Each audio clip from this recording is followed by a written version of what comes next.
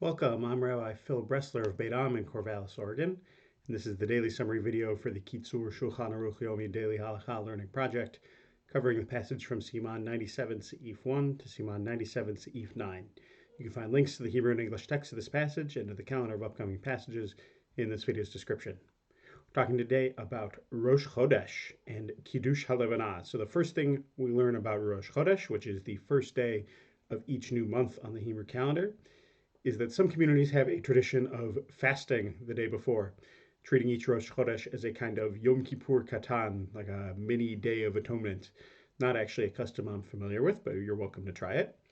Regardless, Rosh Chodesh is a kind of mini Yom Tov. There's no restriction on melacha, but it's still good to have a special meal. And if Rosh Chodesh is also Shabbat, like if they coincide, it's good to have an extra special meal. Hallel is recited on Rosh Chodesh in synagogue. You can only recite the bracha before and after Hallel with a minyan. So if you arrive late, what you should do is say Hallel with the congregation first, and then double back to the prayers that you missed. That way you can make sure you're able to get the full credit, as it were. The Kitzur has some more details there for specific circumstances as well.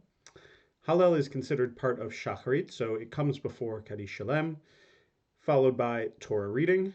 On Rosh Chodesh, there are 4 aliyot. The relative importance of the holy days in the Jewish calendar determines how many aliyot there are. Monday and Thursday, regular weekly readings, 3 aliyot. Rosh Chodesh gets 4. Other Yomei Tov get 5. Rosh Hashanah 6, and Yom Kippur 7. I'm pretty sure that's right, if I remember from school correctly. The 4 readings for Rosh Chodesh are always the same on every Rosh Chodesh, so that makes it actually the most read of all Torah selections. It's a good one to memorize. If you're looking for a piece of Torah to memorize, you'll get called on at least 12 times a year, 13 when that comes up in the regular reading, to read that.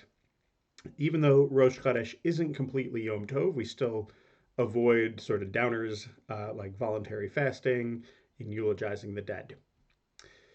Kiddush HaLevanah, this one you may be less familiar with. Kiddush HaLevanah is the sanctification of the new moon.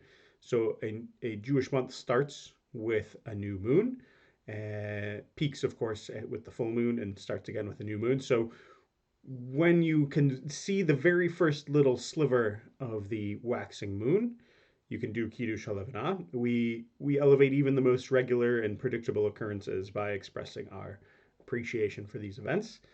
The key element of Kiddush HaLevanah is Birkat HaLevanah, which is the blessing itself, blessing over the moon. There are also some other introductory and concluding elements. Customs vary a little bit. You got to be able to see the moon itself. You can't do it if it's cloudy out, and you got to do it outdoors. You can't do it inside unless the weather is really inclement and you're going to have no other opportunity. You still have to see the moon through a window in that case. The ideal is to do Kiddush HaLevanah on Motzei Shabbat, so Saturday night, while you're all dressed up and you're in good spirits anyway. That's an ideal time, but you don't have to wait for that moment.